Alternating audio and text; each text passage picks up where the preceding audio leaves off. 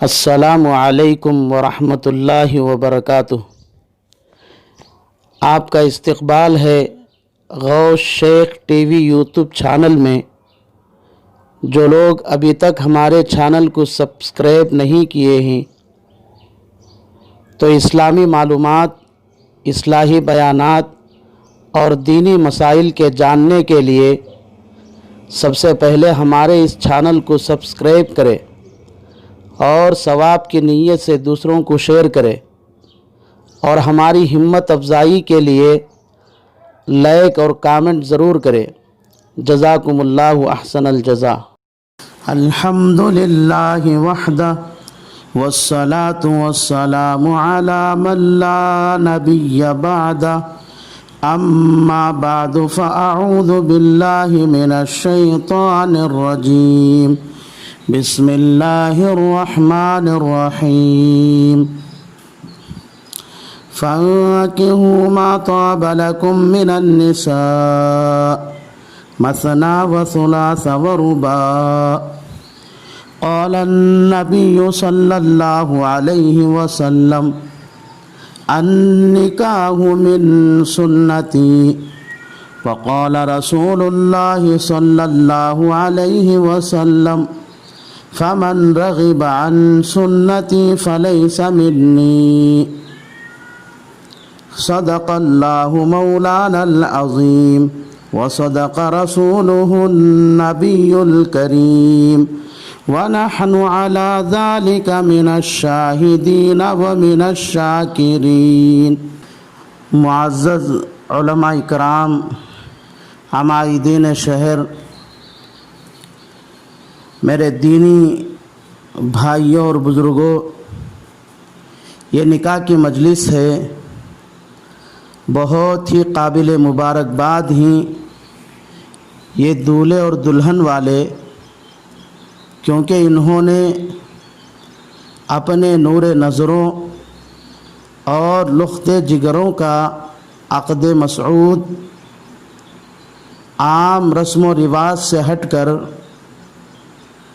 اللہ کے گھر میں دیندار، نمازی علماء اور حفاظ کے درمیان نہایت سادگی کے ساتھ سنت کے مطابق کر رہے ہیں۔ اللہ تبارک و تعالی اس نکاح کو بے حد قبول فرمائے، اس نکاح میں بے حد برکت نصیب فرمائے، اس نکاح سے ہونے والی اولاد کو نیک، دیندار، نمازی، حافظ، عالم، مفتی، دین کا داعی اور شیدائی اللہ بنائے۔ میں سب سے پہلے دولہن کے والد محترم، میرے نہایت عزیز خیرخواہ، علماء سے محبت رکھنے والے، سنجیدہ مزاج، سمجھدار، دیندار، دینی خدمات اور قوم کا درد رکھنے والے، شہر کے مالدار اور معزز لوگوں میں سے ایک اہم شخص سریٹالہ مولا علی بھائی مسجد اقصیٰ کے سیکریٹری کو مبارکبادی پیش کر رہا ہوں، کیونکہ اگر یہ اپنے منصب اور مال کی وجہ سے اگر چاہتے تو اپنے بیٹی کا نکاح کسی بڑے ڈاکٹر یا انجینئر کے ساتھ سیاسی لیڈروں کے درمیان کروا سکتے تھے، لیکن میں سمجھ رہا ہوں کہ یہ مالدار بننے سے پہلے،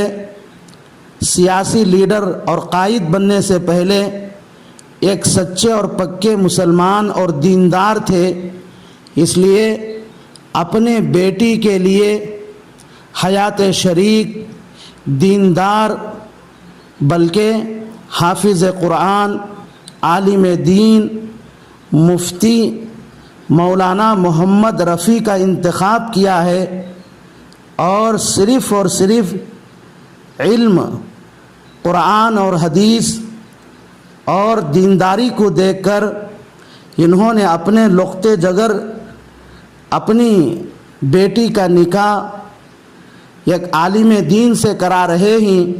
میں خصوصی طور پر ان کو دعا دے رہا ہوں کہ اللہ تبارک و تعالی ان کو جزائے خیر دے اور اس نکاح کو ان کے آنکھوں کا ٹھنڈک اور دل کے سرور کا سبب بنائے اور ان کے خاندان میں قرآن اور علم کی خدمات کو جاری و ساری فرمائے۔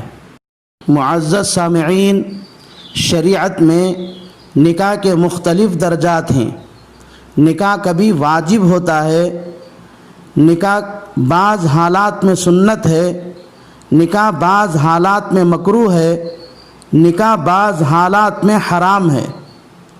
آدمی کے اندر شہوت اتنی زیادہ ہے کہ اگر نکاح نہ کرے تو آدمی اپنے آپ پر قابو پا نہیں سکتا، گناہوں میں مبتلا ہونے کا شدید اندیشہ ہے تو نکاح کرنا واجب ہے۔ اگر شہوت اتنی زیادہ نہیں ہے بلکہ نارمل ہے اور بیوی کا مخصوص حق بھی ادا کر سکتا ہے اور بیوی کو نان و نفقہ بھی دینے کی طاقت رکھتا ہے تو ایسے عام حالات میں نکاح کا کرنا سنت ہے۔ اور اگر بیوی کا مخصوص حق ادا تو کر سکتا ہے لیکن بیوی کو نان و نفقہ نہیں دے سکتا تو نکاح کرنا مکروہ ہے۔ اور اگر بیوی کا مخصوص حق بھی ادا نہیں کر سکتا اور نہ اس کو نان و نفقہ دے سکتا ہے تو پھر نکاح کرنا حرام ہے۔ معزز سامعین، نکاح معاشرے کی پاکیزگی کا سبب ہے، اس لیے قرآن اور حدیث میں نکاح کی بہت ہی ترغیب دی گئی ہے۔ چنانچہ ارشاد ربانی ہے، فَانْكِحُوا مَا طَابَ لَكُم مِّنَ النِّسَاءِ مَثْنَىٰ وَثُلَاثَ وَرُبَاعَ، اپنی پسند کی عورتوں سے نکاح کرو۔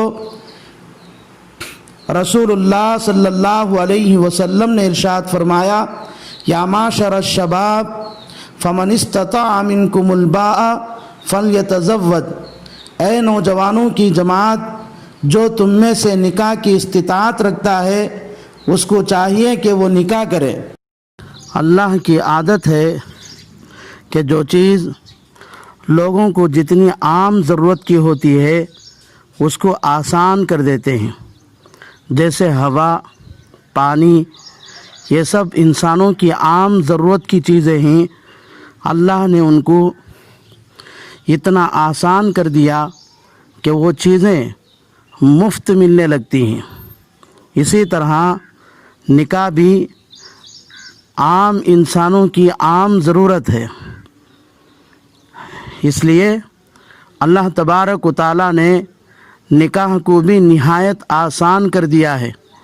چنانچہ رسول اللہ صلی اللہ علیہ وسلم نے فرمایا، نکاح کو اتنا آسان کرو کہ زنا مشکل ہو جائے، اور اگر نکاح کو مشکل کر دیا جائے تو پھر زنا کرنا آسان ہو جائے گا۔ آسان اور کم خرچ والے نکاح کو رسول اللہ صلی اللہ علیہ وسلم نے برکت کا نکاح فرمایا ہے۔ چنانچہ ارشاد ہے، اعظم النکاح برکتاً ایسرھا مؤونۃ۔ اس لیے ہم مسلمانوں کو چاہیے کہ ہم اپنے بیٹے بیٹی کا نکاح نہایت آسان سادگی کے ساتھ اللہ کے گھر میں سنت کے مطابق کرنا چاہیے۔ اللہ تبارک و تعالیٰ سے دعا ہے کہ اللہ تبارک و تعالیٰ اس نکاح کو بےحد قبول فرمائے اور جتنی لڑکیاں بے نکاح گھروں میں بیٹھی ہیں ان تمام کا نیک جوڑا نصیب فرمائے۔ آمین۔ وآخر دعوانا ان الحمد للہ رب العالمین۔